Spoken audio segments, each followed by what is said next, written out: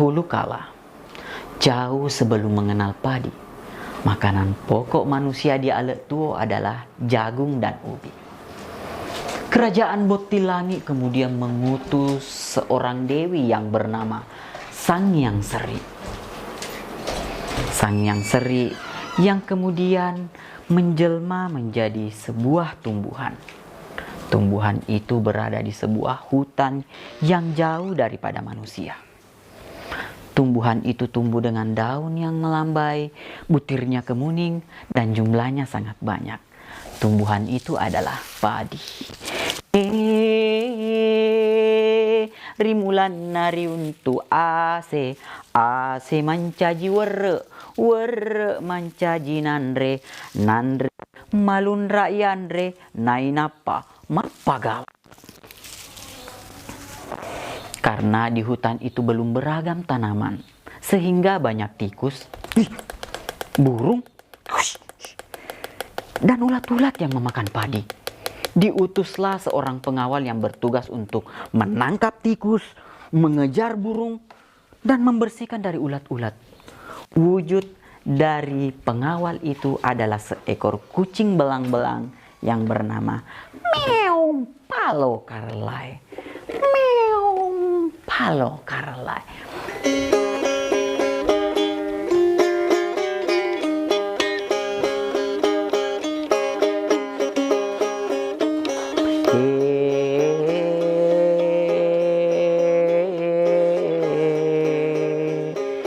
Engka sewa wetu palo enaken nai lupu wetan nama luaseng. Saat Paloe kelaparan, ia pun berjalan di sebuah perkampungan. Ia terus menggosok-gosokkan bulunya di kaki manusia, tapi sayang, tak seorang pun yang mengerti.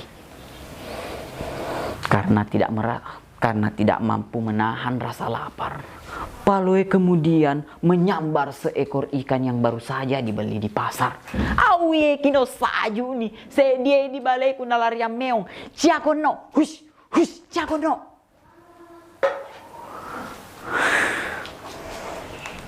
Teriak seorang laki-laki yang dengan nada keras sambil melemparkan gagang sapu ke Meong Palo Karlai. Meong Palo Karlai terus berlari dan melompat hingga ikan yang ada di mulutnya pun terlepas. Ia kemudian melompat ke tumpukan padi, dan seketika itu Sangyang Seri muncul dan keluar dari padi.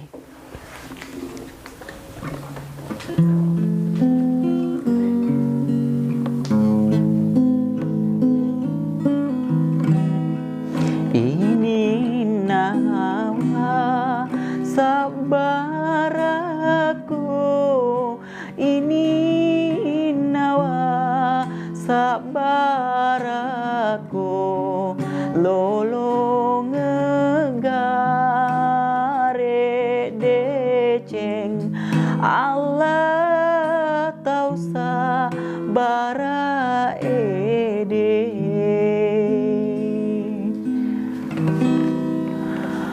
Malang niang nasibmu Palo, siang malam engkau menjaga padi, tapi apa yang kau dapatkan? Palo, bergegaslah, kita tinggalkan negeri ini. Aku tidak sanggup melihat orang-orang dengan kelakuan yang tidak baik terhadapmu. Sangyang Seri dan Paloe pun pergi meninggalkan negeri itu, yang seketika tanah menjadi kering, tanaman menjadi layu, dan daunnya pun mengering. Setiap negeri yang mereka lewati, mereka terus menyaksikan perilaku-perilaku manusia yang tidak baik, boros, serakah, dan bersumpah serapah pada setiap makanan. Sangyang Seri dengan sedih menghadap ke atas langit. Oh, puak sewai, sang penentu nasib, kembalikanlah hamba ke kerajaan Botilangi. Hamba tidak sanggup lagi menyaksikan perilaku manusia yang tidak baik terhadap makanan. Kuruk semangatmu. Kuruk semangatmu. Asak barakeng nenianya makin ninawa pas salama.